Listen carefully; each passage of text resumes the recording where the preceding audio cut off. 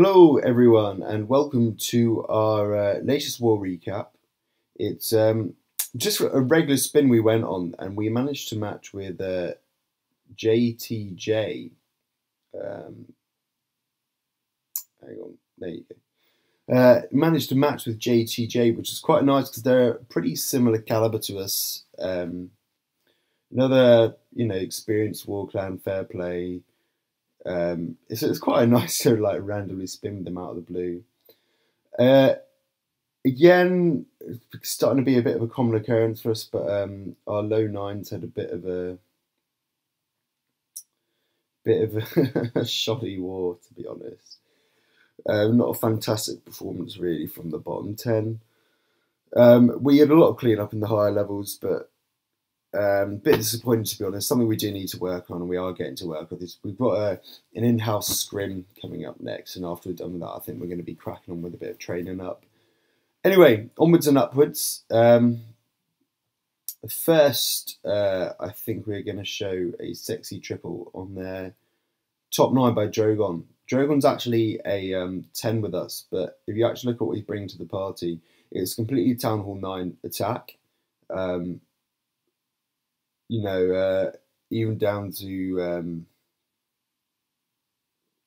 I think he has got the extra spell space there. Hang on, yeah. But apart from that, it's the heroes are pretty much the same. The actual troop choice is pretty much Town Hall 9 anyway. So you don't see a lot of people relying on miners and bowlers now. So it's nice to see like the old school stuff getting in. Puts jump straight down. Puts the golems in as well, and heroes down. Basically, those valves are going to destroy the vast majority of this base before anything's even begun. So they go in, valves go in, destroy. You've got 3 air defenses there, which I think it was basically hoping to get each one, and he did. It was quite a adventurous place to put all those air defenses. Actually, no, he didn't get one of them. I think it would have been nice if the queen swung to the left, but she swung to the right instead. So what he gets is basically he just puts the mass wall of loons around, very well placed hastes to make sure they all get up to speed and get to the air defense in time. But actually, he deployed that second hound a little bit too late, but just all right with the timing. That haste means they can just speed up right enough to the final defenses there before they get smashed out. So that was a pretty straightforward attack. I know he had a couple of extra spell spaces, but even so, that probably would have gone pretty well, even if he didn't. So, yeah, great job, mate. We'll speed that up to the end, because after that, it's just very slow. Look at that. That bomb went perfectly to split that on the last point. Yeah, after there, it's just clean up, so hounds take a lot of time to do that.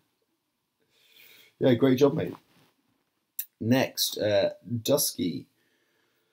We're going to see Dusky take on 18 with something, I hate to say it, but it is going to be an old school HCHB, which I thought were pretty much out of the window at this point. I haven't really seen them in quite a long time. But you put them with Valks as well, because you see what he's actually brought to the pie. It's 3 rages. He's just planning for these Valks to storm through this base. No jumps though, so they might quite easily get stuck on some walls. As we will see in a bit, it's not the quickest flight through. He's got some hogs clearing up at the end. But I think the aim really was the Valks come round to the left here to get rid of that queen and get the what they call the CC out as well. So he's got bowlers to help get their way through things as well. Double rage, just watch these bottom compartments get absolutely stormed through. But what actually ends up happening is most of your babies come up here on the right, and so what you've got is half your troops walking out here on the left, which isn't so great because the healers move off those ones on the right, which definitely could have done with it, and so you basically end up with just a lot of the troops dying here on the left. And the CC does get taken care of, the Queen and King do get taken care of as well, so it's not the end of the world, and actually does end up working out quite nicely, because what you're left with is all those healers on that one bowler. So that bowler is definitely not going to die. And so all the main defenses are targeting it, so you can just get the hogs to go do cleanup on the outside. It's perfect. He rages the queen there, just so she can get through and start doing a bit of work on the side here for everyone else. Maybe get rid of that archer tower, but pretty much after that, it's just the main defenses are gone. To be honest, that mortar's not going to get rid of those hogs with a heal on it. So, yeah, great job, mate. Although it didn't go entirely to plan, it did actually end up working all right. Quite lucky with the way this thing swung there. Yeah, great job, mate. Just a little bit of cleanup now on the end. Next, we're going to see Penny. Penny always does some really sick attacks. I think, although we had some shoddy ones, kudos to all the people who got 6 stars as well. I think that's worth checking out as well. So, Stu nearly especially, but like Bill, Jeff, Drogon, Gore, Dusky. I think Jacob can get his attack in this one. I can't remember why. Penny as well. Like, I think carried the clan a bit this time. Yeah, so Penny on Woohoo Boy, we're seeing a really nice example of Golalo with the bowlers in the CC. This is a really, really like textbook. This is how you do it. This is how you do it. So you get the golems in, everything else clean up around the dirt on the outside for them. Little test wall breaker there, and then the others follow. That's how you put the wall breakers down. You test and follow. You don't deploy it all in one go. You see he's got one jump there. He's just put right on the corner there. He's going to get rid of a solid portion of the space. And a lot of damage per second is in this bottom half of the base. So you're actually going to see, with those 2 golems there to tank, he's going to get rid of a pretty solid amount of the base just with the kill squad. So then all that's left is, for the actual 12 loons and 2 hounds, which is quite a monumental amount of troops to bring for the rest of the base.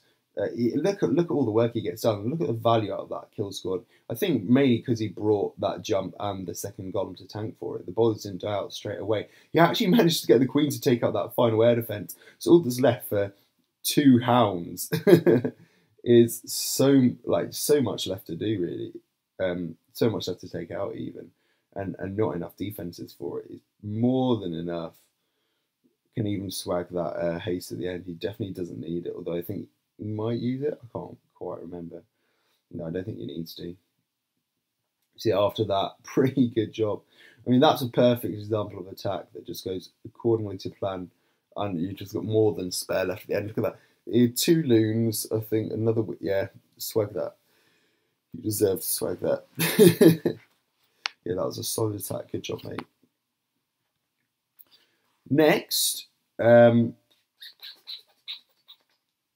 we see, I want to show this base. It's a pretty complex looking base. I think it was 23, yeah. Hoff took this on. It's not the most obvious place on how to take it on as you begin. But he decides to go in from the top here. Puts the golems down to tank. He gets those wizards on the outside to clear some of the damage. Pretty standard cleanup, really. But then I think he has to deploy the rest of his babes in pretty quick, because you can see that king is destroying your golems. And so with one golem gone there and the other one on the left, he actually loses a fair bit of the tanking, which was meant to go in for the beginning of the space. So some of those Valks die out pretty damn quick. So even with the rest of the Valks coming in there, he is going for a pretty standard. He didn't bring bowlers in the CC either. He's going for like a pretty standard old school go Vaho. But what ends up happening is he doesn't place that jump anywhere quick enough, and half the Valks end up going down to the left. So the Valks are split. It's not really gone to plan up until this point. A couple of hogs here and there to sort of like help get a bit of the damage done. But luckily, Queenie comes in to save the day and gets rid of the other queen. I mean, that's what the Valks were trying to do. They were trying to go down to the left portion and take care of the other queen. But he missed out on that. Sorry. We missed out on that. So, right now, he was, because the rest of the base is pretty much taken care of. So all he had to do was like deploy the hogs down on the right when that queen is gone, and that's pretty much the cleanup done. It's just a bit unlucky with the way the Valks went. I think that might have been down to the Golem's tanking form. It might have just been down to the timing of the Valk's placement. He placed some a bit earlier, and they walked around the side, meaning they cut through that wall a little bit early. But anyway, look at that. He still gets the 3-star. So I mean, I'm just like picking holes in a plan that works. So yeah, good job, mate.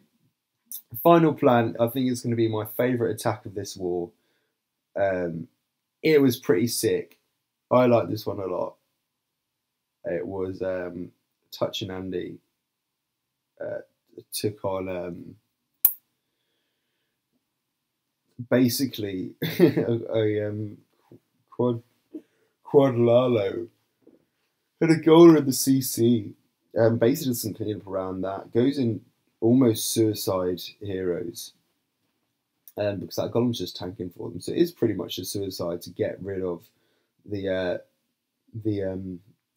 heroes in the CC. Or even just the one hero in the CC. I mean the king's up there, so it's just the queen and the CC which have got to be taken care of. And actually look at that, they're just going to destroy it. Golem there to tank, you still got a Golemite even. King can take care of the queen, and the queen can take care of the CC. And after that, it's just a pretty standard, you know, surgical deployment of the loons and the hounds. You need to just make sure you're taking rid of everything. Rogue Tesla in the corner there, but you know, he more than makes up for it in deploying everything else. He's got more than enough rages to get rid of the base. So you've still got one hound alive there, and then 2 still to come. Well, 2 hounds still alive there, and 2 still to come. One's going to pop there. Get the pups starting to do a bit of the cleanup. It's just surgical. You make sure all the hounds are covered in terms of all the defenses targeting them, and then you just make sure all the loons follow it. It's pretty simple. It's textbook really, and it was a textbook attack. Little rage there to try and get through into the air sweep so it doesn't hinder the rest of the attack. But after that, it's pretty much done. I mean, if you do this attack right, it can go absolutely swimmingly. So great job, mate. I'll just forward for the rest of the cleanup there. Look at all those pups. Great job about having 4 hounds. So you really do get like the pups doing the rest of the cleanup. So fantastic job, mate. Absolutely sterling. So yeah, that's it from us. That's it from me today. The next thing we're going to be showing, we're doing an in-house scrim, which should be pretty damn fun. Should be quite an interesting playthrough. We can attack each other and get a good bit of practice going on. Shame about, you know, what happened this war, but hopefully we will learn from it. So yeah, good job. Thanks, guys.